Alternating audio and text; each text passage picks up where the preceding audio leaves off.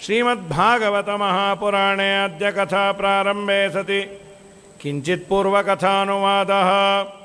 ಅಚ್ಯುತ, ಅನಂತ, ಗೋವಿಂದ. ಅಚ್ಯುತ ಅನ್ನೋದರಿಂದ ನಿನಗೆ ಯಾವ ತರಹದ ಚ್ಯುತಿ ಇಲ್ಲ, ನೀನು ಎಲ್ಲ ಗುಣಗಳಿಂದ ನೀನು ತುಂಬಿರುವವನು. ಅಚ್ಯುತೋ ಯೋಗುಣೈಹಿ. ಶ್ರೀಮದಾಚಾರ್ಯರು ದೇವರನ್ನು ಅಚ್ಯುತ ಅಂದರು. ಯಾಕೆ ಅಂದರೆ ಗುಣಪೂರ್ಣ ಅಂತ. ಇನ್ನೊಂದು ಹೆಸರು ಯಾರೂ ಇಟ್ಟಿಲ್ಲ. ಅವಳಿ ಜವಳಿ ಆದರೆ ಇಡಬಹುದು. ಒಂದಕ್ಕೆ ಅಚ್ಯುತ, ಇನ್ನೊಂದಕ್ಕೆ ಪ್ರಚ್ಯುತ ಅಂತ. ಪ್ರಚ್ಯುತ ಅಂತ ಇಟ್ಟಿಲ್ಲ. ಶ್ರೀಮದಾಚಾರ್ಯರು ದೇವರನ್ನು ಪ್ರಚ್ಯುತ ಅಂದರು. ಚ್ಯುತಿ ಅಂದರೆ ನಾಶ, ಆ ಅಂದರೆ ಇಲ್ಲ. ಯಾರಲ್ಲಿರುವ ಗುಣಗಳಿಗೆ ನಾಶ ಇಲ್ಲ ಅವನು ಅಚ್ಯುತ. ಪ್ರಚ್ಯುತ. ಚ್ಯುತಿ ಅಂದರೆ ನಾಶ, ಪ್ರ ಅಂದರೆ ಒಳ್ಳೆಯ ನಾಶ ಇದೆ. ಯಾವುದಕ್ಕೆ? ದೋಷಗಳಿಗೆ. ದೋಷದ ಲವಲೇಶವೂ ಇಲ್ಲದವನು ಪ್ರಚ್ಯುತ. ಅಚ್ಯುತ, ಪ್ರಚ್ಯುತ. ದೇವರನ್ನು ಅಚ್ಯುತಾಯ ನಮಃ ಅಂದ್ವಿ. ಅವನ ಗುಣಗಳಿಗೆ ನಾಶ ಇಲ್ಲ ಅಂದರೆ ದೇವರು ನಮಗೂ ಚೂರು ಗುಣವನ್ನು ಕೊಡ್ತಾನೆ. ನಾವು ಮಾಡಿದ ಕ್ರಿಯೆಯಲ್ಲಿ ಗುಣಗಳ ಕಡಿಮೆ ಇತ್ತಲ್ಲ, ಆ ಗುಣಗಳನ್ನು ಅಚ್ಯುತ ಅಂದದ್ದರಿಂದ ಫುಲ್ಫಿಲ್ ಮಾಡ್ತಾನೆ. ಅನಂತ, ಗೋವಿಂದ. ದೇಶತಃ ಕಾಲತಃ ಯಾವ ಪ್ರದೇಶ ವಿಷಯದಲ್ಲಿ ಮಾಡಬೇಕಾಗಿತ್ತು ಅನಂತ ಕಾಲ ಮತ್ತು ಅಚ್ಯುತ, ಅನಂತ, ಗೋವಿಂದ. ಮಂತ್ರಗಳಲ್ಲಿ ಮಧ್ಯೆ ಮಧ್ಯೆ ತಪ್ಪನ್ನು ಅಂದಿದ್ದೇವೆ. ಕೆಲವು ವರ್ಣಗಳನ್ನು ಅಲ್ಪ ಇದೆಲ್ಲ ಇರುತ್ತಲ್ಲ, ಅಲ್ಪಪ್ರಾಣ, ಮಹಾಪ್ರಾಣ, ದೀರ್ಘ, ವಿಸರ್ಗ ಎಲ್ಲ ಬಿಟ್ಟಿರ್ತೀವಿ. ಗೋವಿಂದ. ಎಲ್ಲ ಮಾತುಗಳಿಂದ ನೀನೇ ಪ್ರತಿಪಾದ್ಯ ಅನ್ನು. ಅಲ್ಲಾದ ಮಧ್ಯೆ ಮಂತ್ರ, ತಂತ್ರ, ಸ್ವರ, ವರ್ಣ ಈ ಎಲ್ಲ ದೋಷಗಳು ಗೋವಿಂದ ಅಂದದ್ದರಿಂದ ಅನಂತ ನೀನು. ಹಾಗಾಗಿ ಎಲ್ಲ ಕಾಲದ ಅಂದರೆ ನಾನು ಈಗ ಮಾಡುವ ಪೂಜೆ ಲೇಟ್ ಆಯಿತು, ದೇವರಿಲ್ಲ ಅಂತಲ್ಲ. ನೀನು ಅನಂತ, ಅನಾದಿ ಕಾಲದಿಂದ ಅನಂತ ಕಾಲದವರೆಗೂ ಇರುವವನು. ಹೀಗೆ ಚಿಂತನೆ ಮಾಡಿ ಅಚ್ಯುತಾಯ ನಮಃ, ಅನಂತಾಯ ನಮಃ, ಗೋವಿಂದಾಯ ನಮಃ. ಅವನೇ ಬಂದಾಗ ಪೂರ್ಣಾಹುತಿಯನ್ನು ಹಾಕಿ ಬಲಿಯ ತಲೆಯ ಮೇಲೆ ಪಾದವನ್ನು ಇಟ್ಟು ಸುತಲ ಲೋಕದಲ್ಲಿ ಇಟ್ಟ. ಪ್ರಹ್ಲಾದರಾಜರಿಗೆ ಹೇಳ್ದ, ನೀನು ಅಲ್ಲೇ ಹೋಗಿರು. ಪ್ರಹ್ಲಾದರಾಜರಂದರು, ನಾನು ಮೊಮ್ಮಗ ಇಬ್ಬರೇ ಆಗ್ತೀವಿ ಸ್ವಾಮಿ. ಒಂದು ವೇಳೆ ದೈತ್ಯರು ಬಂದರೆ ಏನು ಮಾಡೋದು? ನಿಮ್ಮ ಮನೆ ಮುಂದೆ ನಾನೇ ಇರ್ತೇನೆ. ಚಕ್ರಮ್ಮೆ ಸೂದಯಿಷ್ಯತಿ. ಅಲ್ಲಪ್ಪ, ನೀನು ಇವತ್ತಿರ್ತಿ, ನಾಳೆ ಇವತ್ತು ನಾಳೆ ಅಲ್ಲೋ ಒಂದು ರೂಪ ನಿಮ್ಮನೆ ಮುಂದೆ ಡೆಪ್ಯುಟೇಷನ್. ಏನು ಭಾಗ್ಯ ರೀ! ಮನವನಿತ್ತರೆ ತನ್ನ ನೀವನು. ಮನೆ ಮುಂದೆ ಸೆಕ್ಯೂರಿಟಿಯಾಗಿ ದೇವರು ನಿಂತ ಅಂದರೆ ಬಲಿಯ ಭಾಗ್ಯವೇ ಭಾಗ್ಯ. ಅದರಲ್ಲೂ ಸುತಲ ಲೋಕ ಸ್ವರ್ಗದಕ್ಕಿಂತ ಚೆನ್ನಾಗಿದೆ ಅಂತ. ಸ್ವರ್ಗದಲ್ಲಿರೋರು ಆಗಾಗ ಬೇಜಾರಾದಾಗ ಸುತಲಕ್ಕೆ ಹೋಗಿ ಆನಂದಪಟ್ಟು ಬರ್ತಾರಂತ. ಮನೆ ಮುಂದೆ ಸರ್ವೋತ್ತಮನಾದ ದೇವರು, ಇದು ಬಲಿಯ ಭಾಗ್ಯವೇ ಭಾಗ್ಯ. ಬಲಿಗೆ ತನ್ನನ್ನೇ ಕೊಟ್ಟ, ಇಂದ್ರದೇವರಿಗೆ ಸಂಪತ್ತನ್ನು ಕೊಟ್ಟ. ಯಾರು ಬಲಿಯನ್ನು ಉದ್ಧಾರ ಮಾಡಿದ ಕಥೆಯನ್ನು ಕೇಳ್ತಾರೆ, ದೈವೇ ಪಿತ್ರೇ ಚ ಮಾನುಷೇ ಕ್ರಿಯಮಾಣೇ ಕರ್ಮಣೀದಂ. ಯಾವುದೇ ಕೆಲಸವನ್ನು ಮಾಡಬೇಕಾದ್ರೆ ವಾಮನನ ಚರಿತ್ರೆಯನ್ನು ಗಾನ ಮಾಡಿಸಿದರೆ ಅದು ಪರಿಪೂರ್ಣ ಆಗತ್ತಂತೆ. ಹೀಗೆ ಪೂರ್ಣಾನುಗ್ರಹವನ್ನು ಬಲಿಯ ಮೇಲೆ ಮಾಡಿದ ಭಗವಂತ ಅಂಥೇಳಿ ಮತ್ಸ್ಯಾವತಾರದ ಕಥೆಯನ್ನು ಹೇಳಿ ಅಂದರು. ಇದ್ದಕ್ಕಿದ್ದ ಹಾಗೆ ವಾಮನ ಆದಮೇಲೆ ಮತ್ಸ್ಯ ಯಾಕೆ ಬಂದ? 9ನೇ ಸ್ಕಂದದಲ್ಲಿ ಸೂರ್ಯ ಹಾಗೂ ಚಂದ್ರವಂಶದ ರಾಜರ ಕಥೆಯನ್ನು ಕೇಳೋದಿದ್ದಾರೆ. ಸೂರ್ಯನ ಮಗ ವೈವಸ್ವತ ಮನು. ಆ ವೈವಸ್ವತ ಮನುವಿನ ಹಿಂದಿನ ಜನ್ಮವೇ ಈ ಮತ್ಸ್ಯಾವತಾರಕ್ಕೆ ಕನೆಕ್ಟ್ ಆಗಿದೆ. ಸತ್ಯವ್ರತ ಅನ್ನೋ ರಾಜನಿಗೆ ಈ ಮತ್ಸ್ಯ ಸಿಕ್ಕಿದ್ದು, ಪ್ರಳಯ ಜಲಧಿಯಲ್ಲಿ ಅವರು ವಿಹಾರ ಮಾಡಿದ್ದು ಅನ್ನೋದಕ್ಕೆ ಹಿಂದಿನ ಸ್ಕಂದದಲ್ಲಿ ಮುಂದಿನ ಸ್ಕಂದಕ್ಕೆ ಲಿಂಕ್ ಬೇಕು, ಆನಂತರ್ಯ ಸಂಗತಿ. ಅದಕ್ಕೆ ಹೇಳಿದ್ದು ಅಂತ ಸತ್ಯಧರ್ಮ ತೀರ್ಥರು ಒಂದು ಸುಂದರವಾದ ಚಿಂತನೆಯನ್ನು ಕೊಟ್ಟರು. ಶುಕಾಚಾರ್ಯರನ್ನು ಏನಾದರೂ ಪ್ರಶ್ನೆ ಮಾಡಿದರೆ ಮಾತ್ರ ಕೂತಿರೋರಂತೆ, ಪ್ರಶ್ನೆ ಮಾಡಲಿಲ್ಲ ಎದ್ದು ಹೋಗಿಬಿಡ್ತಾರೆ. ಇವನಿಗೆ ಆ ಬಲಿಯ ಮೇಲೆ ದೇವರು ಮಾಡಿದ ಅನುಗ್ರಹವನ್ನು ನೋಡಿ ಕೇಳಿ ಸ್ಟನ್ನಾಗಿ ಬಿಟ್ಟ. ಏನು ದೇವರು ಅವ್ರ ಮನೆ ಮುಂದೆ ನಿಲ್ಲೋದು ಅಂದ್ರೆ ಏನ್ರಿ, ಎಂಥ ಭಾಗ್ಯ! 2 ತಾಸು ಮೂಲರಾಮದೇವರ ಪೂಜೆಯನ್ನು ನೋಡಿ ವ್ಯಾಸಮುಷ್ಟಿಗಳನ್ನು ನೋಡಿದ್ದೀವಿ ಅಂದರೆ ಅದು ಅನಂತ ಜನ್ಮದ ಪುಣ್ಯ. ಅಂದರೆ ಸರ್ವೋತ್ತಮನಾದ ದೇವರು ಅವನ ಮನೆ ಮುಂದೆ ನಿಂತ್ಯಾನೆ ಅಂದರೆ ಇಷ್ಟೆಲ್ಲ ದೇವರ ಅನುಗ್ರಹಕ್ಕೆ ಪಾತ್ರರಾಗಿದ್ದಾರಾ? ಅವನಿಗೇನು ಕೇಳಬೇಕು ಅನ್ನೋದು ತೋಚದೆ ನೀರು ನೋಡ್ತಾ ಕೂತ್ಬಿಟ್ಟು. ಈ ಕೆಲವೊಮ್ಮೆ ಏನು ತೋಚದೆ ಹೀಗೆ ಕೂತ್ಬಿಡ್ತೇವಲ್ಲ, ನೀರು ನೋಡ್ತಾ ಕೂತ್ಬಿಟ್ಟೆ ಯಾನು. ನೀರಿನಲ್ಲಿ ಒಂದು ಮೀನು ಜಂಪ್ ಮಾಡ್ತಂತೆ ಅದರ ಪಾಡಿಗದು. ಓ, ಈಗ ನಾನೇನಾದರೂ ಪರೀಕ್ಷಿತ್ ಅವರನ್ನು ಪ್ರಶ್ನೆ ಮಾಡಲಿಲ್ಲ ಅಂದರೆ ಅವ್ರು ಹೊರಟೋಗ್ತಾರೆ. ಸ್ವಾಮಿ ಮತ್ಸ್ಯಾವತಾರದ ಕಥೆಯನ್ನು ಹೇಳಿ ಅಂತ ಮೊದಲು ಪ್ರಶ್ನೆ ಮಾಡಿಬಿಟ್ರಂತೆ, ಮತ್ಸ್ಯದ ಕಥೆಯನ್ನು ಹೇಳಿ ಅಂತ. ಆಮೇಲೆ ನನಗೇನು ಬೇಕೋ ಅದನ್ನು ಕೇಳ್ಕೊಳ್ತೇನೆ ಅನ್ನೋದಕ್ಕೆ ಕೇಳಿರಬಹುದೋ ಏನೋ ಅಂತ ಸತ್ಯಧರ್ಮರ ಅವತಾರಿಕೆ. ಭಗವಂತ ಮತ್ಸ್ಯನಾಗಿ ಬಂದ. ಈಗ ಹೇಳಿದಂತೆ ಕೇತುಮಾಲ ಅನ್ನೋ ನದಿಯಲ್ಲಿ ಸತ್ಯವ್ರತ ಅನ್ನೋ ರಾಜ ಆಹ್ನಿಕ ಮಾಡ್ಕೋಬೇಕಾದ್ರೆ ಒಂದು ಮೀನು ಬಂತು. ಅದು ಮಾತಾಡ್ತು, ರಾಜ ರಾಜ ನಾ ಬಂದೇನಿ. ಇವನಿಗೆ ಆಶ್ಚರ್ಯ, ಇದೇನಿದು ಮಾತಾಡೋ ಮೀನು, ನನ್ನ ಇಲ್ಲಿ ಬಿಡಬೇಡ, ನಿಮ್ಮ ಮನೆಗೆ ಕರ್ಕೊಂಡು ಹೋಗು. ಕರೆದುಕೊಂಡು ಹೋದ, ಕಮಂಡಲದಲ್ಲಿ ಹಾಕ್ಕೊಂಡು ಅಲ್ಲಿ ಮತ್ತೆ ಬೆಳೀತು. ಬಾವಿಗೆ ಬಿಟ್ಟ, ಮತ್ತೆ ಬೆಳೀತು. ಇದೇನಿದು ಮ್ಯಾಜಿಕ್ ಮೀನಿದ್ದಾಗಿದೆ, 2 ನಿಮಿಷಕ್ಕೆ ಬೆಳೀತಾ ಇದೆ. ಯಾರು ನೀನು? ನಾನು ಮತ್ಸ್ಯನಾಮಕ ಭಗವಂತ, ಇವತ್ತಿನಿಂದ 7ನೇ ದಿನಕ್ಕೆ ಜಲಪ್ರಳಯ ಆಗುತ್ತೆ. ನೀನು ಸಪ್ತರ್ಷಿಗಳು ಒಂದು ಬೋಟು ಬರತ್ ಮರದ್ದು, ಅದರಲ್ಲಿ ಕುಳಿತುಕೊಳ್ಳ್ರಿ, ಪ್ರಳಯ ಜಲದಲ್ಲಿ ವಿಹಾರ ಮಾಡಿರಿ. ಸ್ವಾಮಿ, ಪ್ರಳಯ ಜಲದಿಯಲ್ಲಿ ವಿಹಾರ ಮಾಡೋದೇನು ಹುಡುಗಾಟವ? ಮುಳುಗೋಗಲ್ಲ ದೋಣಿ. ನಾನು ಬರ್ತೇನೆ, ನನಗೆ ಒಂದು ಹಗ್ಗದಿಂದ ಅದನ್ನು ಕಟ್ಟ್ರಿ. ಸ್ವಾಮಿ, ನಿಂಗೆ ಕಟ್ಲಿಕ್ಕೆ ಒಂದು ಬೇಕಲ್ಲೋ, ಮೀನಿಗೆ ಹೇಗೆ ಕೊಟ್ಟೋದು, ನಿಂಗೇನು ಕೊಂಬಿರತ್ತಾ? ಸಾಮಾನ್ಯ ನಾವು ಅಂತೀವಲ್ಲ ಸಾರ್, ಅವ್ರಿಗೆ ತುಂಬ ಇದು ಮಾಡೋದು ಉಪಚಾರ, ಅವ್ರಿಗೇನು ಕೊಂಬ ಅಂತ. ಹೌದು, ಕೊಂಬಿರತ್ತೆ ಅಂತ ದೇವರು. ಪ್ರೋಷ್ಟೀಶ ವಿಗ್ರಹ ಸುನಿಟ್ಟೆ ಮನೋದ್ಧತ ವಿಶಿಷ್ಟಾಂಬುಚಾರಿ ಜಲಧೇ ಕೋಷ್ಟಾಂತರಾಹಿತ ವಿಚೇಷ್ಟಾಗಮೌಘ ಪರ ಮಿಷ್ಟೀಡಿ ತತ್ವಮವಮಾಂ ಪ್ರೇಷ್ಟಾರ್ಕ ಸುನು ಮನು ಚೇಷ್ಟಾರ್ಥಮತ್ಮವಿದ ತಿಷ್ಟೋ ಯುಗಾಂತ ಸಮಯೇ ಸ್ಥೇಷ್ಟಾತ್ಮಶೃಂಗಧೃತ. ಆತ್ಮಶೃಂಗ ಸ್ಥಿರವಾದ ಕೊಂಬು, ಅದಕ್ಕೆ ಕಟ್ಟಿ ಪ್ರಳಯ ಜಲಧಿಯಲ್ಲಿ ವಿಹಾರ ಮಾಡಿದ್ರಂತೆ. ಅದನ್ನೇ ನಾವು ದ್ವಾದಶ ಸ್ತೋತ್ರದ 6ನೇ ಅಧ್ಯಾಯದಲ್ಲಿ ಕೇಳ್ತೀವಲ್ಲ. ಮತ್ಸ್ಯಕರೂಪಲಯೋಧ ವಿಹಾರಿನ್ ವೇದ ವಿನೇತ್ರ ಚತುರ್ಮುಖವದ್ಯ. ಮತ್ಸ್ಯಕರೂಪ ಲಯೋಧ ವಿಹಾರಿನ್. ಇನ್ನೊಂದು ಮತ್ಸ್ಯಾವತಾರದ್ದು ಪ್ರಧಾನ ಕಾರ್ಯ ಅಂದರೆ ಹಯಗ್ರೀವಾಸುರ ಅಂತ. ಅವನು ವೇದಗಳನ್ನು ಅಪಹಾರ ಮಾಡಿದ್ದ. ಆ ಹಯಗ್ರೀವಾಸುರನನ್ನು ಸಂಹಾರ ಮಾಡಿ ಬ್ರಹ್ಮದೇವರಿಗೆ ವೇದವನ್ನು ಉಪದೇಶ ಮಾಡಿದ್ದ. ಸೋಮ ಅಂತ ಒಬ್ಬ ಅಸುರ ಇದ್ದ, ಅವನನ್ನು ಸಂಹಾರ ಮಾಡದ ಅಂತ ನಮ್ಮ ಕನಕದಾಸರು ಒಂದು ಕೃತಿಯಲ್ಲಿ ಅಂತಾರೆ. ಅದು ಮತ್ಸ್ಯಪುರಾಣದಲ್ಲಿ ಬಂದಿದೆ ಅಂತ. ನಮ್ಮ ಹಿರಿಯರು ಕಟ್ಟಿ ನರಸಿಂಹಾಚಾರ್ಯರು ಪ್ರೋಷ್ಠಪದಿ ಭಾಗವತ ಹೇಳಬೇಕಾದ್ರೆ ನಾನು ಹೀಗೆ ಅಂದ್ಕೊಂಡಿದ್ದೆ, ಹಯಗ್ರೀವಾಸುರನಿಗೆ ಸೋಮ ಅನ್ನೋ ಹೆಸರಿತ್ತೋ ಏನೋ ಅಂತ.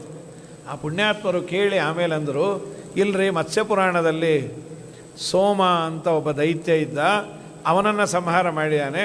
ಹಯಗ್ರೀವಾಸುರ, ಸೋಮ ಬೇರೆ ಅಂತ ಅವರನ್ನು ನೆನೆಸ್ತಾನೆ. ಅವರು ಕೇಳಿ ತುಂಬ ದೊಡ್ಡವರ ಮುಂದೆ ಹೇಳೋದ್ರಿಂದ ಒಳ್ಳೆ ಲಾಭ ಇದೆ. ಕೆಂಗಣ್ಣ ಮಿನನಾಗಿ ನಮ್ಮ ರಂಗ ಗುಂಗಾಡಿ ಸೋಮನ್ನ ಕೊಂದಾನ್ಮ್ಯಾಲ್. ಇದು ಕನಕದಾಸರದು. ಕೆಂಗಣ್ಣ ಮಿನನಾಗಿ ನಮ್ಮ ರಂಗ ಗುಂಗಾಡಿ ಸೋಮನ್ನ ಕೊಂದಾನ್ಮ್ಯಾಲ್. ಗುಂಗಾಡಿ ಸೋಮನ್ನ ಕೊಂದು ನಮರಂಗ ಬಂಗಾರ ದೊಡಲ ನೀಗಿತ್ತಾನ್ಮ್ಯಾಲ್. ದೇವಿ ನಮ್ಮ ದ್ಯಾವರು ಬಂದರೆ ಬನ್ನೀರೆ ನೋಡ ಬನ್ನೀರೆ, ಬನ್ನೀರೆ ನೋಡ ಬನ್ನೀರೆ. ಮತ್ಸ್ಯಾವತಾರದ ಕಥೆಯನ್ನು ಹೇಳಿದ ಮೇಲೆ ಅಷ್ಟಮಸ್ಕಂದವನ್ನು ಅಲ್ಲಿಗೆ ಪೂರ್ಣ ಮಾಡಿ ನವಮಸ್ಕಂದದ ಭಾಗವತ ಪ್ರಾರಂಭ ಆಗತ್ತೆ. ನವಮಸ್ಕಂದದಲ್ಲಿ ರಾಜರು ಕೇಳಿದ್ರು, ಸ್ವಾಮಿ, ಸೂರ್ಯ ಹಾಗೂ ಚಂದ್ರವಂಶದಲ್ಲಿ ಅವತಾರ ಮಾಡಿದ ರಾಜರ ಕಥೆಯನ್ನು ನಮಗೆ ವಿಸ್ತಾರವಾಗಿ ಹೇಳಬೇಕು ತಾವು.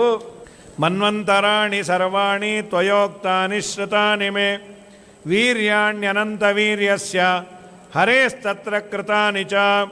ಅದನ್ನೆಲ್ಲ ನಾವು ಕೇಳಿ ಬಹಳ ಆನಂದ ಆಯಿತು. ಈಗ ದಯಮಾಡಿ ರಾಜರ ಕಥೆಯನ್ನು ಹೇಳಿ. ಅಲ್ಲ, ಕೃಷ್ಣನ ಕಥೆಯನ್ನು ಹೇಳ್ತೀವಿ ಅಂದ್ಬಿಟ್ಟು ನೀವು ರಾಜರ ಕಥೆ ಅವ್ರಿವ್ರ ಕಥೆ ಯಾಕೆ ಬೇಕು? ಯಾಕೆ ಅಂದರೆ ಇಷ್ಟು ಪೇಜು ನಾನು ಬರೀಲೇಬೇಕು ಅಂತ ಏನಾದರೂ ಪ್ರತಿಜ್ಞೆ ಮಾಡಿದರೆ, ಅಥವಾ ಈ PhD ಮಾಡಬೇಕಾದ್ರೆ ಥೀಸಿಸನ್ನು ಇಷ್ಟು ಪೇಜ್ ಇರಲೇಬೇಕು ಅಂತಿದೆ. ಅಷ್ಟು ಪೇಜ್ಗಿನ್ನ ಕಡಿಮೆ ಆದರೆ PhD ಕೊಡೋದಿಲ್ಲ ಅಂತ. ಹಾಗೆ ಅವನು ಇಷ್ಟು ಬರಿಬೇಕು ಅಂತಿತ್ತು, ಅದೇನು ಕಂಡೀಷನ್ ಇಲ್ಲ. ಮತ್ತು ಯಾಕೆ ಹೀಗೆ ಮಾಡಿದ್ದು? ದೇವರ ಕಥೆಯನ್ನು ಹೇಳ್ಬೋದಲ್ಲ. ಭಗವದ್ಭಕ್ತರ ಕಥೆಯು ಭಗವಂತನ ಕಥೆಯಲ್ಲೇ ಪರ್ಯವಸಾನ ಆಗತ್ತೆ. ವೈಷ್ಣವಾನಾಂತು ಚರಿತಂ ವಿಷ್ಣೋದ್ರೇಕಾಯ ಕಥ್ಯತೆ ಇತ್ಯುಕ್ತೇ. ವೈಷ್ಣವರ ಚರಿತ್ರೆ, ಇವರೆಲ್ಲ ದೊಡ್ಡವರು ಯಾಕೆ? ಅಂಬರೀಷನೋ, ರಂತಿದೇವನೋ, ಮಾಂಧಾತನೋ, ಇವರೆಲ್ಲ ದೊಡ್ಡವರು ಯಾಕೆ? ಆ ದೊಡ್ಡವನಾದ ದೇವರ ಪಾದಕಮಲಗಳನ್ನು ನಂಬಿದ್ದರಿಂದ. ಅಂತತೋಗತ್ವ ದೊಡ್ಡವರ ಕಥೆಯನ್ನು ಹೇಳಿದರೂ ಪರ್ಯವಸಾನ ಆಗೋದು ಅವರ ಕಥೆಯಲ್ಲೇ. ಆಚಾರ್ಯರು ಭಾಗವತ ತಾತ್ಪರ್ಯ 4ನೇ ಸ್ಕಂದದಲ್ಲಿ ಒಂದು ಪದ್ಯಕ್ಕೆ ವ್ಯಾಖ್ಯಾನ ಮಾಡ್ತಾ ಹೇಳ್ತಾರೆ, ಅಧಿಕಾರಿಗಳಲ್ಲಿ ಬೇರೆ ಬೇರೆ ಥರದವರಿದ್ದಾರೆ.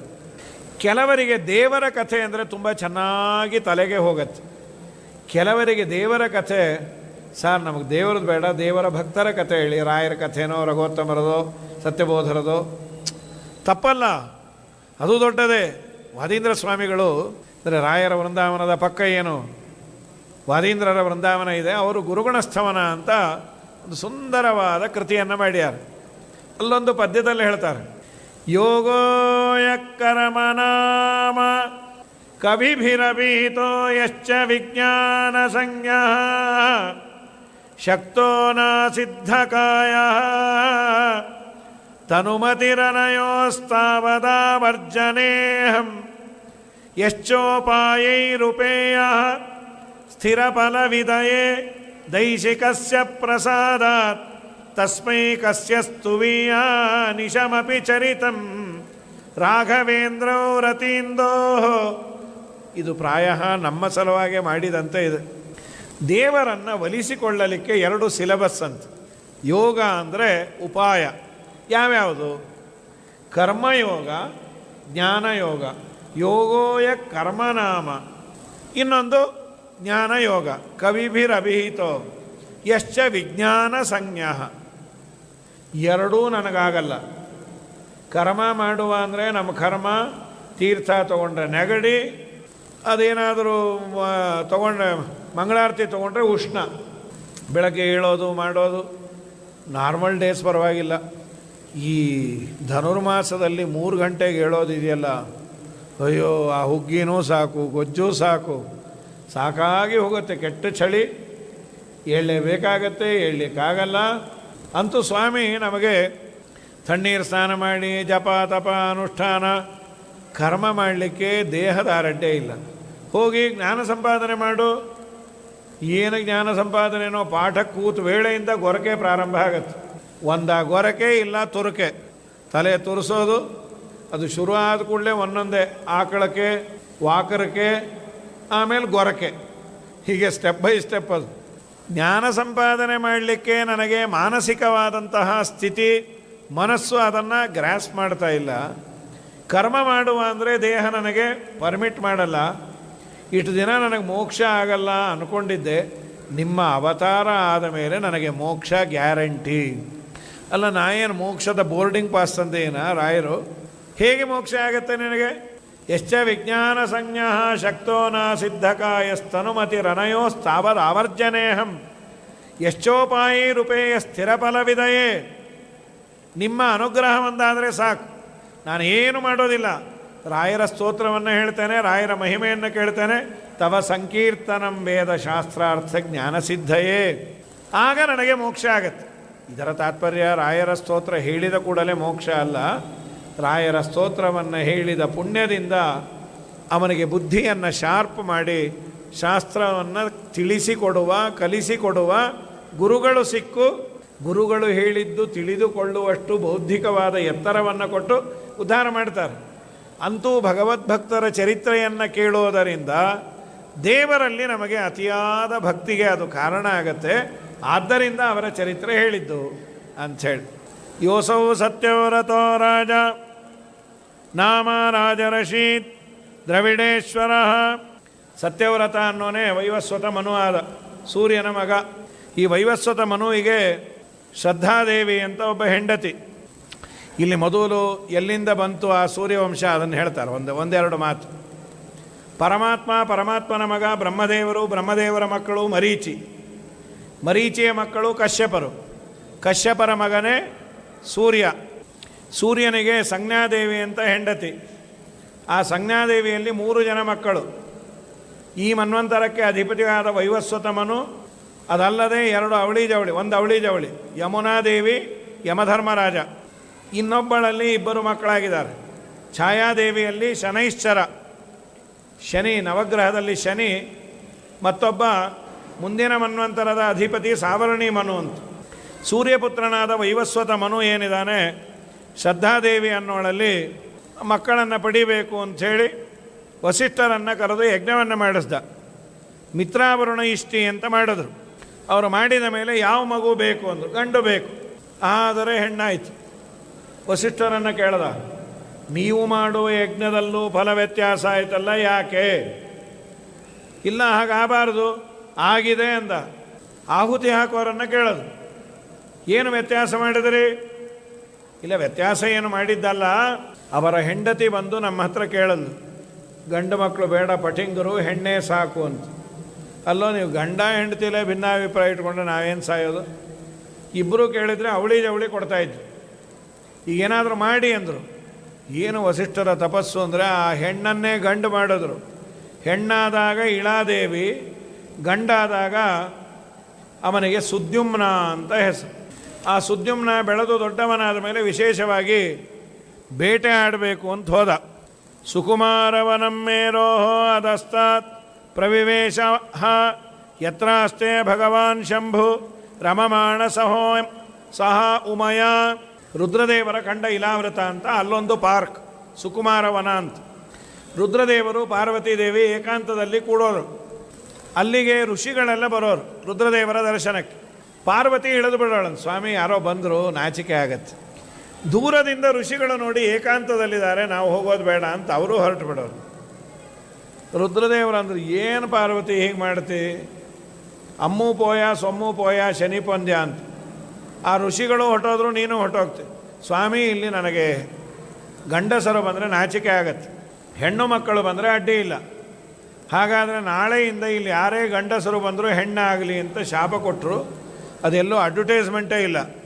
ಈ ಸುದ್ಯುಮ್ನ ಕಂಪನಿ ಒಂದು 50 ಜನ ಆ ವನ ಪ್ರವೇಶ ಮಾಡಿದ ಕೂಡಲೇ ಎಲ್ಲ ಹೆಣ್ಣಾಗ್ಬಿಟ್ರು. ಸುದ್ಯುಮ್ನಾಬಾಯಿ, ಪ್ರದ್ಯುಮ್ನಾಬಾಯಿ, ಗೋವಿಂದ, ಇನ್ನೇನು ಗತಿ? ಹೋಗಲಿ ಬಿಡ್ರಿ, ಮರದ ಬಾಗಿನ ತೊಗೋಬೋದು. ಮನೆ ಚಾಕ್ರಿ ಮಾಡೋರು ಮತ್ತೆ ವಸಿಷ್ಠರನ್ನು ಬೇಡಿಕೊಂಡ್ರು, ಸ್ವಾಮಿ ಏನಾದರೂ ಮಾಡಿರಿ. ವಸಿಷ್ಠರು ಬಂದು ಮತ್ತೆ ಪ್ರಾರ್ಥನೆ ಮಾಡಿ ರುದ್ರದೇವರಂದರು, ನಾವೇ ಮಾಡಿರುವಂತಹ ನಿಯಮ, ಅದಕ್ಕೆಲ್ಲ ವಿರೋಧ ಮಾಡಬಾರದು. ಆದರೂ ನನಗೆ ಬೇಕಾದವರಲ್ಲ, ಮಾಸಂ ಪುಮಾಂಸ ಭವಿತ ಸ್ತ್ರೀಮಾಸಂ ತಪಸಾ ತವ ಇತಿ ವ್ಯವಸ್ಥೆಯ ಕಾಮಂ ಸುದ್ಯುಮ್ನೋವತು ಮೇಧಿನಿ. 1 ತಿಂಗಳು ಗಂಡು, 1 ತಿಂಗಳು ಹೆಣ್ಣು. ಸ್ವಲ್ಪ ದಿನ ಇದ್ದರು, ಆಮೇಲೆ ರಾಜ್ಯ ಆಳ್ದ, ಬಿಟ್ಟೊಟ್ಟೋದ, ಸರಿ ಹೋಗಲಿಲ್ಲ. ತುಂಬ ಕಷ್ಟ ರೀ. 1 ತಿಂಗಳು ಗಂಡು, 1 ತಿಂಗಳು ಹೆಣ್ಣಾದರೆ ಪ್ರಾಕ್ಟಿಕಲ್ಲಾಗಿ ಎಷ್ಟು ಕಷ್ಟ ನೋಡ್ರಿ. ಗಂಡಾದಾಗ ಯಾರು ಊಟಕ್ಕೆ ಹೇಳಿರ್ತಾರೆ ನಮಗೆ, ಆಚಾರ ಬರಬೇಕು ಅಂತ. ಮುಂದಿನ ತಿಂಗಳು ನೆನಪಿರಲ್ಲ, ಮುಂದಿನ ತಿಂಗಳು ಮುತ್ತೈದೆ ಆಗೋದು. ನಾವು ಹೇಳಿದ್ದು ಆಚಾರ್ಯ ನೀವು ಬರಬೇಡ್ರಿ, ಎದ್ದು ಹೋಗ್ರಿ. ಆ ಮುತ್ತೈದೆ ಆದಾಗ ಎಲ್ಲೋ ಹೂವಿಳ್ಯಕ್ಕೆ ಹೇಳಿದ್ದರು, ಮುಂದಿನ ತಿಂಗಳು ಆಚಾರ. ಅವರಂದರು, ಹೂವಿಳ್ಯಕ್ಕೂ ಆಚಾರಗಳು ಬರಲಿಕ್ಕೆ ಶುರು ಮಾಡಿದ್ರೆ ಗೋವಿಂದ ಅಂತ. ಇವೆಲ್ಲ ರಗಳೆ ಬೇಡ ಅಂತ. ಆದರೆ ಸುದ್ಯುಮ್ನನಿಗೆ ಮಗನಾದ ಗಯ, ಅವನಿಗೆ 3 ಜನ ಮಕ್ಕಳಾಗಿದ್ದಾರೆ. ಹರಿವಂಶದಲ್ಲಿ ಸುದ್ಯುಮ್ನನ ಮೊಮ್ಮಗ, ಅವನಿಂದ ನಿರ್ಮಾಣ ಆದದ್ದೇ ಈ ದಂಡಕಾರಣ್ಯ. ನಾವೆಲ್ಲ ದಿನಾ ಸಂಕಲ್ಪದಲ್ಲಿ ಹೇಳ್ತೇವಲ್ಲ, ಇವನ ಮೊಮ್ಮಗ ನಿರ್ಮಾಣ ಮಾಡಿದ್ದು. ದಂಡಕಾರಣ್ಯೇ ದೇಶೇ ಗೋದಾವರ್ಯ ಅಂತ ತಾಪಸಾನಾಮನುತ್ತಮಂ. ದಂಡಕ ಅಂತ ಅವನ ಹೆಸರು. ಆ ದಂಡಕ ಋಷಿಮುನಿಗಳನ್ನೆಲ್ಲ ಕರೆಸಿ ಯಜ್ಞ, ಯಾಗ, ಪಾರಾಯಣ, ಪುಣ್ಯಕಥೆ ಮಾಡಿಸಿ ಇಡೀ ಪ್ರದೇಶ ವಿಶೇಷವನ್ನೇ ನಾವು ದಂಡಕಾರಣ್ಯ ಅಂತ ಎಲ್ಲಿವರೆಗೂ ಹೇಳ್ತೇವಲ್ಲ, ಅದು ಪವಿತ್ರವಾದ ಭೂಮಿ ಆದದ್ದು ಈ ದಂಡಕನಿಂದ. ತುಂಬ ದೊಡ್ಡ ಉಪಕಾರ ಮಾಡಿದಾನೆ. ಇದಾದ ಮೇಲೆ 10 ಜನ ಮಕ್ಕಳನ್ನು ಪಡೆದಾನು. ಇಕ್ಷ್ವಾಕು ನೃಗಶರಿಯಾತಿ ದಿಷ್ಟದಿಟ್ಟ ಕರೂಷಕಾನ್ ನರಿಶ್ಚಂದ್ರಂ ವೃಷದ್ರಂಚ ನಾಭಾಗಂಚನ ಬಂಬಿಭುಹು. ಇವರಲ್ಲಿ 10 ಜನ ಮಕ್ಕಳು ವೈವಸ್ವತ ಮನುವಿಗೆ ಒಬ್ಬ ಮಾತ್ರ ಮೂಗಿಂದ ಹುಟ್ಟಿದ್ದು. ಅಕ್ಷಿ ಅಂದಾಗ ಮೂಗಿಂದ ಬಂದದ್ದು. ಇನ್ನು 9 ಜನ ತಾಯಿ ಗರ್ಭದಲ್ಲೇ ಬಂದದ್ದು. ಅಲ್ಲಿ ಪೃಷದ್ರ ಅನ್ನೋ ಕಥೆ ಮೊದಲು ಹೇಳ್ತಾರೆ. ಗೋವುಗಳನ್ನು ರಕ್ಷಣೆ ಮಾಡ್ತಾ ಇದ್ದ. ಒಂದು ರಾತ್ರಿ ಒಂದು ಹುಲಿ ಬಂದಿತ್ತು. ಆಗೆಲ್ಲ ಲೈಟ್ ಇಲ್ಲ, ಕತ್ತಲು. ಹುಲಿಯನ್ನು ಓಡಿಸ್ಬೇಕು ಅಂತ ಕೊಡಲಿ ತಗೊಂಡು ಹೊಡೆದ. ಅದು ಏಟು ಗೋವಿಗೆ ಬಿದ್ದು ಅದು ಸತ್ತೋಯ್ತು. ಬೆಳಗ್ಗೆ ಎದ್ದು ನೋಡ್ತಾರೆ, ಗೋಹತ್ಯೆ ಮಾಡಿದ್ದ. ಆದರೆ ಹುಲಿಗೆ ಕಿವಿಗೆ ಏಟು ಬಿದ್ದು ಅದು ಓಡೋಗಿತ್ತು. ಬೆಳಗ್ಗೆ ನೋಡೋದು, ಯಾರು ಗೋಹತ್ಯೆ ಮಾಡಿದ್ದು? ಪೃಷದ್ರ. ಏನು ಶಿಕ್ಷೆ ಇದಕ್ಕೆ? ರಾಜ್ಯದಿಂದ ಹೊರಗಾಕ್ರು. ಪರ್ಪಸ್ಸಾಗಿ ಮಾಡಿದ್ದಲ್ಲ, ಗೋರಕ್ಷಣೆಗಾಗಿ ಮಾಡಿದ್ದು. ಆದರೂ ಗೋಹತ್ಯೆಯನ್ನು ಮಾಡಿದರೆ ಅವನು ಊರಲ್ಲಿ ಇರಲಿಕ್ಕೆ ಲಾಯಕ್ಕಲ್ಲ ಅಂತ ಅವತ್ತಿನ ಕಾಲದ ಕಾನೂನು, ಅವತ್ತಿನ ರಾಜರು ಪರಿಪಾಲನೆ ಮಾಡ್ತಾ ಇದ್ದದ್ದು. ಬಹಳ ದೊಡ್ಡ ಜ್ಞಾನಿ ಅವನು. ಅವನ ಪಾಡಿಗೆ ಅವನು ಒಪ್ಪಿಕೊಂಡ, ನಾನು ಗೋಹತ್ಯೆಯನ್ನು ಮಾಡಿದ್ದೇನೆ, ನಾನು ಊರಲ್ಲಿರೋದಿಲ್ಲ, 4 ಜನದ ಮಧ್ಯೆ ಇರುವ ಅಧಿಕಾರ ನನಗಿಲ್ಲ ಅಂತ ಅರಣ್ಯಕ್ಕೆ ಹೋಗಿ ಅವನ ಪಾಡಿಗೆ ಅವನು ಸಾಧನೆಯನ್ನು ಮಾಡಿಕೊಂಡು ಉದ್ಧಾರ ಆದ. ಅವನ ಕಥೆಯನ್ನು ಅಷ್ಟಕ್ಕೆ ನಿಲ್ಲಿಸಿ ಆಮೇಲೆ ದೃಷ್ಟಾದ್ದಾಷ್ಟ್ರಂ ಅಭೂಕ್ಷತ್ರಂ ನಭಪುತ್ರೋಪಿ ಬಲವಾನ್. ಹೀಗೆ ಅವರಲ್ಲಿ ಪ್ರಧಾನವಾಗಿ ದಿಷ್ಟ ಅಂತ ಒಬ್ಬ, ದಿಷ್ಟ ದೃಷ್ಟ ಕರೂಷಕಾನ್ ಒಬ್ಬೊಬ್ಬರದೇ ಹೇಳ್ತಾ ಬರ್ತಾರೆ. ಆ ದಿಷ್ಟ ಅನ್ನೋನಿಗೆ ಅವನ ವಂಶ ತುಂಬ ದೊಡ್ಡದು ರೀ. ಯಾಕೆ ಅಂದರೆ ದಿಷ್ಟನ ಮಕ್ಕಳ ಬಗ್ಗೆ ಹೇಳ್ತಾರೆ. ದಿಷ್ಟನ ಮಗ ನಾಭಾಗ ಅಂತ. ನಾಭಾಗ ಅಂತ ಇವನ ಮಗ ಒಬ್ಬ ಇದ್ದಾನೆ, ಅವನಲ್ಲ ಇವನು.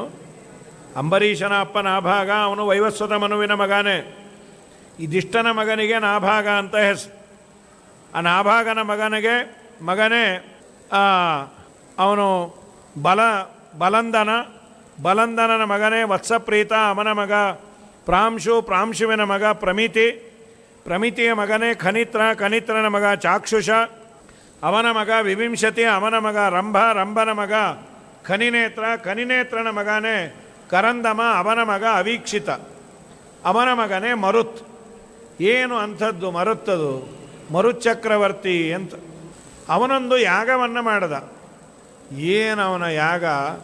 ಇವತ್ತು ನಾವೆಲ್ಲ ಈ ಮಂತ್ರಪುಷ್ಪವನ್ನು ಹೇಳ್ತೇವಲ್ಲ, ರಾಜಾದಿರಾಜಾಯ ಪ್ರಸಕ್ಯ ಸಾಹಿನೇ ನಮೋ ವಯಂ ವೈ ಶ್ರವಣಾಯ ಕುರ್ಮಹೇ.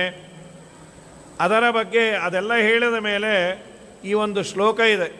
ತದಪ್ಯೇಷ ಶ್ಲೋಕೋ ಅಭಿಗೀತೋ ಮರುತ ಪರಿವೇಷ್ಟಾರೋ ಮರುತ್ತಸ್ಯಾವಸಂಗ್ರಹೇ ಆವೀಕ್ಷಿತಸ್ಯ ಕಾಮಪ್ರೇರ್ವಿಶ್ವೇ ದೇವಾ ಸಭಾಸದ ಇತಿ. ಮರುಚಕ್ರವರ್ತಿ ಯಜ್ಞವನ್ನು ಮಾಡಿದಾಗ ಗೋಡೆ, ಬಾಗಿಲು, ನೆಲ ಎಲ್ಲ ಬಂಗಾರ ಅಂತ. ಬಂದ ಎಲ್ಲರಿಗೂ ಬಂಗಾರದ ತಟ್ಟೆಯಲ್ಲಿ ಊಟ, ತಟ್ಟೆ ಸಮೇತ ಊಟ. ಎಷ್ಟೋ ಜನ ಊಟ ಬಿಟ್ಟೋರು ಊಟ ಶುರು ಮಾಡಿದ್ರು. ಏನದ ಮರುಚಕ್ರವರ್ತಿ ಯಜ್ಞ?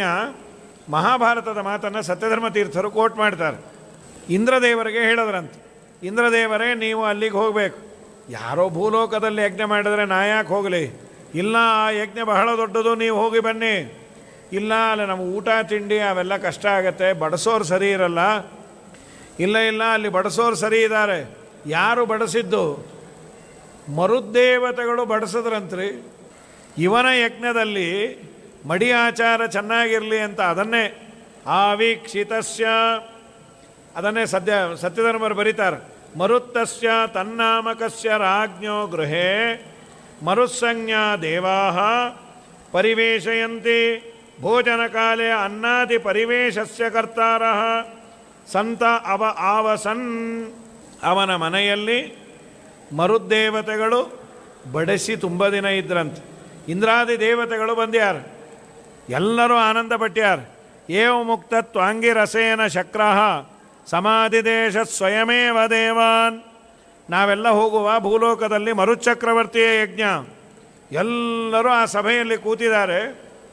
ಸೋಮರಸವನ್ನು ತೆಗೆದು ದೇವತೆಗಳಿಗೆ ಅರ್ಪಣೆ ಮಾಡಿ ಅದನ್ನು ಪಾನ ಮಾಡೋದು. ಇಂದ್ರದೇವರು ಪ್ರತ್ಯಕ್ಷವಾಗಿ ಸೋಮರಸವನ್ನು ಪಾನ ಮಾಡಿದ್ರಂತೆ. ಮಹಾಭಾರತ ಇದನ್ನು ಹೇಳತ್ತೆ. ಯಸ್ಮಿನ್ ಶಕ್ರೋ ಬ್ರಾಹ್ಮಣೈ ಪೂಜ್ಯಮಾನಃ ಸದಸ್ಯೋಭೂತ್ ಇತ್ಯಾದಿ ಮರುತ ಪರಿಮೇಷ್ಟಾರೋ ವಿಶ್ವೇದೇವ ಸಭಾಸದೈತಿ. ಇಲ್ಲಿ ವಿಶ್ವೇ ದೇವತೆಗಳು ಅಂದರೆ ಶ್ರಾದ್ದದಲ್ಲಿ ಬರುವವರಲ್ಲ, ವಿಶ್ವ ದೇವ ಅಂತ ಸಪ್ರೇಟ್ ಮಾಡಿ ವಿಶ್ವ ಅಂದರೆ ಎಲ್ಲ ದೇವತೆಗಳು ಆನಂದ ಪಟ್ರಂತೆ. ಏನು ಯಜ್ಞ ಇರಬೇಡ ಅದು. ಇನ್ನೊಂದು ಹೇಳ್ತಾರೆ, ಪಾಂಡವರು ರಾಜಸೂಯಾಗ ಮಾಡಬೇಕು ಅಂತ ಹೊರಟರು, ಯುದ್ಧ ಎಲ್ಲ ಮುಗಿದ ಮೇಲೆ. ಧರ್ಮರಾಜ ಅಂದ, ಕೃಷ್ಣ ಹಣ ಇಲ್ಲ, ಈಗ ಯುದ್ಧ ಮುಗಿದಿದೆ, ಪ್ರಜೆಗಳ ಮೇಲೆ ಟ್ಯಾಕ್ಸ್ ಹಾಕಿದ್ರೆ ನೋವಾಗಲ್ವಾ, ನೀನು ಮಾಡ್ತೀನಿ ಅನ್ನೋ ಹಣ ನಾ ಕೊಡಿಸ್ತೀನಿ. ಆಯ್ತು, ಹಣ ಎಲ್ಲಿದೆ? ಹಿಮಾಲಯ ಪರ್ವತದ ಬುಡದಲ್ಲಿ ಮರುಚಕ್ರವರ್ತಿ ಯಜ್ಞ ಮಾಡಿ ಬಿಟ್ಟು ಹೋದ ಬಂಗಾರ ಇದೆ, ತರಣ ಅಂದ್ರಂತೆ. ಚತುರಂಗ ಸೈನ್ಯವನ್ನು ತೆಗೆದುಕೊಂಡು ಭೀಮಸೇನ ದೇವರು ಹೋಗಿ ಅಲ್ಲಿ ಬಿಟ್ಟಿದ್ದನ್ನು ತಂದರು. ಎಷ್ಟು ತಂದರು? ಅಲ್ಲಿರುವ 10% ತಂದು ಯಾರಂತ, ಇನ್ನೂ 90% ಇದೆಯಂತ. ಯಾರಾದರೂ ಟ್ರೈ ಮಾಡ್ಬೋದು. ಬಂಗಾರದಂತೆ ಬದುಕಿದ್ದೀವಿ, ಅಲ್ಲಿ ಹೋದರೆ ಗೋವಿಂದ ಆಗಿಬಿಡ್ತೀವಿ ಆ ಚಳಿಗೆ, ಯಾವುದು ಬೇಡ, ಯಾರೂ ಟ್ರೈ ಮಾಡೋದು ಬೇಡ. ಅಂತೂ ಭೀಮಸೇನ ದೇವರು ತಂದರು ಅಂತ ಶ್ರೀಮದಾಚಾರ್ಯ ಅದನ್ನು ಹೇಳ್ತಾರೆ. ಇಂಥ ಅದ್ಭುತವಾದ ಯಜ್ಞ ಮರುತ್ತನ ಮಗನೇ ಮರುಚಕ್ರವರ್ತಿಯ ವಂಶವದ ಬಗ್ಗೆ ಹೇಳಿ ಅವನ ಸ್ಮರಣೆ ಮಾಡಿದರೆ ತುಂಬ ಪುಣ್ಯ. ಮರುತ್ ಮಗ ದಮನ ಮಗ ರಾಜ್ಯವರ್ಧನನ ಮಗನೇ ಸುಧೃತಿಯ ಮಗ ನರ ಅಂತ. ನರನ ಮಗ ಕೇವಲ ಮಗನೇ ಬಂಧುಮಾನ್, ಅವನ ಮಗ ವೇಗವಾನ್ನ ಮಗನೇ ಬಂಧುವಿನ ಮಗ ತೃಣಬಿಂದು ಅಂತ. ತೃಣಬಿಂದು ಒಂದು ಅಪ್ಸರಾ ಸ್ತ್ರೀಯನ್ನು ಮದುವೆ ಆಗಿದ್ದ, ಅಲಂಬುಷಾದೇವಿ ಅಂತ. ಅವಳ ಹೆಸರು ಅಲಂಬುಷಾದೇವಿ. ಆ ಅಲಂಬುಷಾದೇವಿಯಲ್ಲಿ 3 ಜನ ಗಂಡು ಮಕ್ಕಳಾದರು, ಒಂದು ಹೆಣ್ಣು. ಆ ಹೆಣ್ಣಿನ ಹೆಸರು ಇಲಬಿಲ. ಇದೆಲ್ಲ ಸ್ವಲ್ಪ ವಿಚಿತ್ರವಾಗಿದೆ. ನಾವು ಕೇಳಿರೋದು ಇಲಿಬಿಲ ಅಂತ, ಇಲಿಬಿಲ ಅಲ್ಲ, ಇಲಬಿಲ ಅಂತ. ಆ ಇಲಬಿಲೆಯ ಮದುವೆ ಆದವರು ವಿಶ್ರವಸ್ ಹಾಗೂ ಇಲಬಿಲೆಯ ಮಗನೇ ಕುಬೇರನ ಅಮ್ಮ ಅವಳು ಇಲಬಿಲಾದೇವಿ. ಆ ತೃಣಬಿಂದುವಿನ 3 ಗಂಡು ಮಕ್ಕಳು ಯಾರು ಅಂದರೆ ವಿಶಾಲ, ಶೂನ್ಯಬಂಧು, ಧೂಮಕೇತು ಅಂತ. ವಿಶಾಲನ ಮಗನೇ ವಿಶಾಲ ನಗರ, ವೈಶಾಲಿ ನಗರ ಅಂತ ನಿರ್ಮಾಣ ಮಾಡಿದ. ಅವನ ಮಗ ಹೇಮಚಂದ್ರ, ಅವನ ಮಗ ಧೂಮ್ರಾಕ್ಷ, ಅವನ ಮಗ ಸಹದೇವನ ಮಗನೇ ಕೃಶಾಶ್ವ, ಅವನ ಮಗನೇ ಸೋಮದತ್ತನ ಮಗನೇ ಸುಮತಿಯ ಮಗನೇ ಜನ್ಮೇಜಯ ಅಂತ. ಇಷ್ಟು ದೃಷ್ಟನ ವಂಶದ ಬಗ್ಗೆ ಹೇಳಿ, ಮತ್ತೊಂದು ವಂಶದ ಬಗ್ಗೆ ಶರ್ಯಾತಿ ಅಂತ ಒಬ್ಬ ಮಗ ಈ ವೈವಸ್ವತ ಮನುವಿಗೆ. ಇದು ತುಂಬ ಪ್ರಸಿದ್ಧವಾದ ಕಥೆ. ಶರ್ಯಾತಿ ಮಹಾರಾಜನಿಗೆ ಸುಕನ್ಯಾ ಅಂತ ಮಗಳು.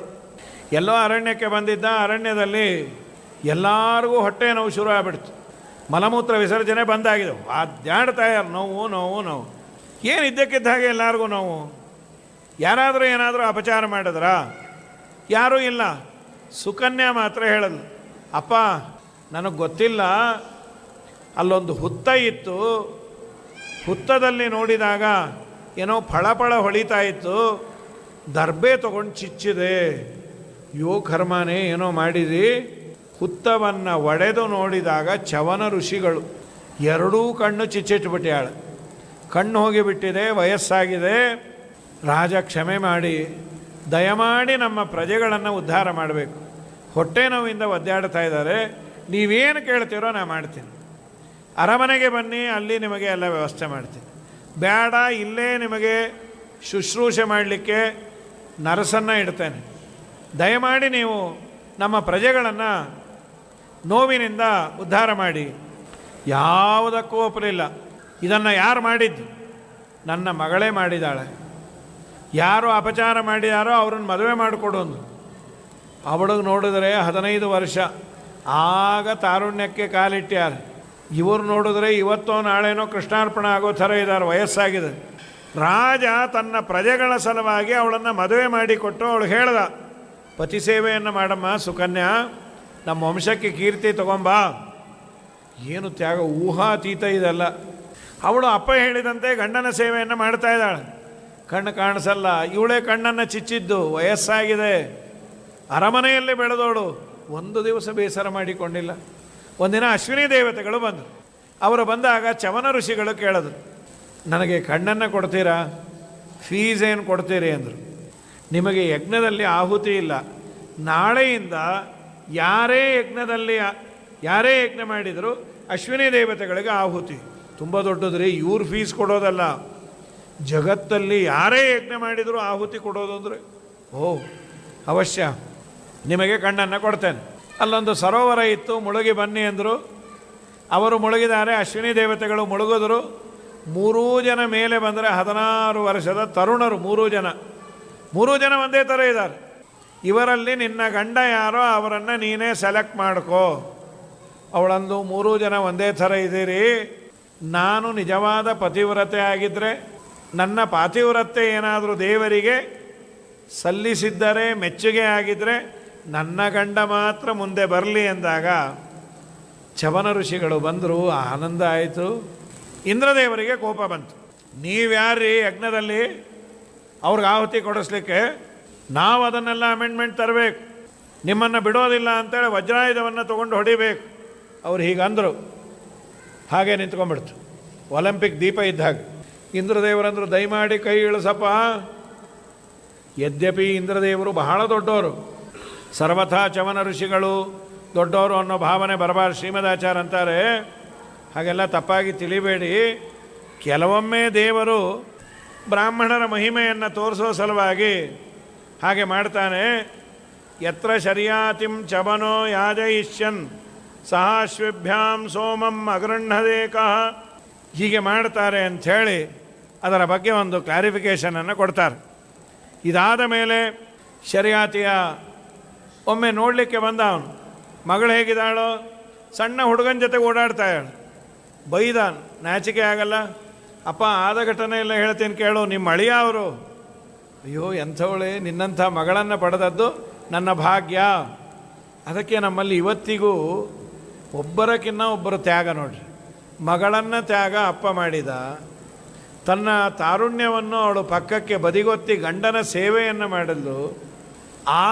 ಈ ಅದ್ಭುತವಾದ ಘಟನೆಯನ್ನು ನೋಡಲಿಕ್ಕೆ ದೇವರು ಅಶ್ವಿನಿ ದೇವತೆಗಳನ್ನು ಕಳಿಸಿ ಅವರಿಗೆ ತಾರುಣ್ಯವನ್ನು ಕೊಟ್ಟರು. ಅದಕ್ಕೆ ನಮ್ಮಲ್ಲಿ ಏನಾಗಿದೆ, ಇವರನ್ನು ನೆನೆಸಿಕೊಳ್ಳಿ, ಕಣ್ಣಿನ ದೋಷ ಬರಲ್ಲ ಅಂತ ಊಟ ಆದಮೇಲೆ ಕೈ ತೊಳ್ಕೊಂಡು ಆ ಒದ್ದೆ ಇರುವ ನೀರನ್ನು ಕಣ್ಣಿಗೆ ಹಚ್ಕೋಬೇಕಂತ. ಶರ್ಯಾತಿಂಚ ಸುಕನ್ಯಾಂಚ, ಶರ್ಯಾತಿ ಸುಕನ್ಯಾ ಅಶ್ವಿನಿ ದೇವತೆಗಳು ಮತ್ತು ಈ ರಾಜನನ್ನು, ಶರ್ಯಾತಿಯನ್ನು ಇವರನ್ನೆಲ್ಲ ನೆನೆಸಿಕೊಳ್ಳಿ ಅಂದರು. ಆ ನೆನೆಸಿಕೊಳ್ಳೋ ಕಾಲಕ್ಕೆ ಕಣ್ಣಿಗೆ ನೀವು ಹಚ್ಚಿಕೊಳ್ಳಿ, ನಿಮ್ಮ ಕಣ್ಣಿಗೆ ದೃಷ್ಟಿದೋಷ ಬರಲ್ಲ ಅಂತ. ಈಗೂ ಸಿಸ್ಟರ್ ಮಾಡ್ತಾರೆ. ಆದರೆ ಒಂದು, ದಯಮಾಡಿ ಸರಿಯಾಗಿ ಕೈ ತೊಳ್ಕೊಂಡು ಹಚ್ಕೊಳ್ಳಿ. ಯಾಕೆ ಅಂದರೆ ಕೆಲವು ಅರ್ಧಂಬರ್ಧ ಕೈ ತೊಳ್ಕೊಂಡು ಉಪ್ಪಿನಕಾಯಿ ಇದ್ದದ್ದನ್ನು ಹೀಗೆ ಹಚ್ಕೊಂಡು ಇದ್ದ ಕಣ್ಣು ಒರೆದು, ಆಚಾರ್ಯ ನಿಮ್ಮ ಮಾತು ಕೇಳಿ ಕಣ್ಣೇ ಕಾಣಿಸ್ತಾ ಇಲ್ಲ ಅಂತ. ಅದು ನಮ್ಮ ತಪ್ಪಲ್ಲ. ನೀವು ಸರಿಯಾಗಿ ಕೈ ತೊಳ್ಕೊಂಡಿದ್ರೆ ಹಚ್ಕೊಳ್ಳಿ, ಇಲ್ಲ ಅಂದರೆ ಬೇಡ. ಕನ್ನಡಕಕ್ಕೆ ಹಚ್ಕೊಂಬಿಡ್ರಿ, ಅದಕ್ಕೇನು ಉರಿಯಲ್ಲ. ಕನ್ನಡಕಕ್ಕೇನು ಹೇಳಿಲ್ಲ, ಸುಮ್ಮನೆ ಅಂದದ್ದು. ಇದಾದ ಮೇಲೆ ವಿಶೇಷವಾಗಿ ನಾಭಾಗನ ವಂಶದ ಬಗ್ಗೆ ಹೇಳ್ತಾರೆ. ನಾಭಾಗ ಅಂತ ಒಬ್ಬ ಮಗ. ಆ ನಾಭಾಗನಿಗೆ ಅಪ್ಪನ ಭಾಗ ಕೊಡಲಿಲ್ಲ. ಅಪ್ಪನ ಭಾಗವನ್ನು ಕೊಡದೇ ಇದ್ದಾಗ ಅಪ್ಪನನ್ನು ಕೇಳ್ದ, ಅಪ್ಪ ನನ್ನ ಅಣ್ಣ ತಮ್ಮಂದಿರು ಎಲ್ಲ ಅವರೇ ತೊಗೊಂಡ್ಬಿಟ್ರು, ನನಗೇನು ಕೊಡಲೇ ಇಲ್ಲಲ್ಲ. ನೀನು ಯೋಚನೆ ಮಾಡಬೇಡ, ನಿನಗೆ ವೇದ ಚೆನ್ನಾಗಿ ಬರುತ್ತೆ, ನೀನು ಅಲ್ಲೊಂದು ಯಜ್ಞಶಾಲೆಗೆ ಹೋಗು. ಆ ಆಚಾರ್ಯರು ವೇದ ಮಂತ್ರವನ್ನು ಮರೀತಾರೆ, ಜ್ಞಾಪ್ಸು ಎಲ್ಲ ಕೊಡ್ತಾರೆ. ಹೋದ, ಹಾಗೆ ಆಯಿತು. ಬೇಕಾದಷ್ಟು ಸಂಪತ್ತು. ಹಾಗೆಲ್ಲ ಯಜ್ಞ ಆದರೆ ವಜ್ರ ವೈಡೂರ್ಯ ಬೆಳ್ಳಿ ಬಂಗಾರ ಎಲ್ಲ ಮಿಗೋದಂತೆ. ಈಗೇನು ಮಿಗತ್ರಿ, 4 ಇಟ್ಟಿಗೆ 2 ಬಾಣಲೆ ಮರಳು, ಅದೂ ಇಲ್ಲ. ಈಗೆಲ್ಲ ರೆಡಿಮೇಡ್ ಕುಂಡ ಬಂದಿದೆ. ಆ ಜಾಗ ಒಂದು ಬಿಸಿ ಉಳಿಯುತ್ತಷ್ಟೇ. ಅದನ್ನೆಲ್ಲ ಕೊಟ್ಟು ತೆಗೆದುಕೊಂಡು ಬಂದ. ಎದುರಿಗೆ ರುದ್ರದೇವರು ಬಂದರು. ನಂದದು ಯಜ್ಞದಲ್ಲಿ ಉಳಿದದ್ದೆಲ್ಲ ರುದ್ರದೇವರು. ಅವನಂದ, ನಮ್ಮಪ್ಪ ನಂದು ಅಂದ. ಕೇಳಿಕೊಂಡು ಬಾ. ಅಪ್ಪ ಅದು ಯಾರೋ ಸಂಕರ್ಷಣಾಚಾರ್ಯ ರುದ್ರದೇವರಂತೆ, ಅವ್ರದಂತೆ. ಹೌದಪ್ಪ ಅವ್ರದೇ, ನಮಸ್ಕಾರ ಮಾಡಿ ಬಾ. ನಮಸ್ಕಾರ ಮಾಡ್ದ. ನಾ ಕಟ್ಕೊಂಡೇನು ಮಾಡಲಿ, ಸುಖವಾಗಿರು. ಅವನಿಗೆ ಆದ ಮಗನೇ ಅಂಬರೀಷ. ಏನು ಭಾಗ್ಯ ರೀ. ಇಲ್ಲಿ ನಿಜವಾಗಲೂ ಕಥೆಯ ಜೊತೆ ಒಂದು ತಥ್ಯಾಂಶವನ್ನು ಹೇಳಿದ್ರು. ತಂದೆ ತಾಯಿಯ ಮಾತನ್ನು, ಪ್ರಾಯ ಹಿಂದೆಲ್ಲ ಹೀಗಿತ್ತು. 5-6 ಮಕ್ಕಳಿದ್ದಂತಹ ತಂದೆ ಒಬ್ಬನನ್ನು ಹಳ್ಳಿಯಲ್ಲೇ ನೋಡ್ಕೊಳ್ಳಿಕ್ಕೆ ಇಟ್ಕೊಂಡಿರೋರು. 4 ಜನನ್ನ ಪಟ್ಟಣಕ್ಕೆ ಹೋಗಿ ನೀವು ಓದ್ಕೊಳ್ರಿ, ಕೆಲಸ ಮಾಡಿರಿ. ಹಳ್ಳಿಯಲ್ಲಿರುವ ಆಸ್ತಿಯನ್ನು ಹೇಳೋರು, ನಿಮಗೆಲ್ಲ ದೇವರು ಕೊಟ್ಟಿಯಾನೆ, ನನ್ನನ್ನು ನೋಡ್ಕೊಂಬ ಕೂಸಿಗೆ ಬರೀತೇನೆ. ಯಾರೂ ಜಗಳ ಆಡ್ತಾ ಇರಲಿಲ್ಲ, ಅವನಿಗೆ ಬರೀರಿ ಅಡ್ಡಿ ಇಲ್ಲ, ನಮಗೆಲ್ಲ ದೇವರು ಕೊಟ್ಟಿಯಾನೆ. ಈಗ ಯಾರು ಒಂದು ಗುಲಗಂಜಿನೂ ಬಿಡಲ್ಲ. ಈಗ 4-5 ಮಕ್ಕಳೇ ಇರಲ್ಲ ಬಿಡ್ರಿ, ಸರಿ. ಆದರೆ ಅವನು ಅಪ್ಪ ಅಮ್ಮನ ಅನುಗ್ರಹಕ್ಕೆ ಪಾತ್ರನಾದದ್ದರಿಂದ ದೇವರು ಚೆನ್ನಾಗಿಟ್ಟಿರೋನು, ಅವನ ಮಕ್ಕಳು ಮೊಮ್ಮಕ್ಕಳೆಲ್ಲ ಚೆನ್ನಾಗಿರೋದು. ಹಿರಿಯರ ಆಶೀರ್ವಾದ ತುಂಬ ಮುಖ್ಯ. ಇವತ್ತು ಅದು ತುಂಬ ಕಮ್ಮಿ ಆಗ್ತಾಯಿದೆ. ಇವು ನೋಡಿ, ಅಪ್ಪನ ಮಾತು ಕೇಳ್ದ, ಅಲ್ಲಿ ಎಲ್ಲ ಸಿಕ್ತು, ರುದ್ರದೇವರ ಅನುಗ್ರಹ ಆಯಿತು. ಎಂಥ ಮಗಾರಿ ಅಂಬರೀಷ, ಒಂದು ಅಧ್ಯಾಯ ಅವನಿಗಾಗಿ ಮೀಸಲು ಅಂದರೆ ಪೇಪರಲ್ಲಿ ನಮ್ಮ ಹೆಸರು ಬಂದ್ರೇ ಆನಂದ ಪಡ್ತೇವೆ. ಏನು ಅಂಥ ದೊಡ್ಡ ಸಾಧನೆ ಅಲ್ಲ.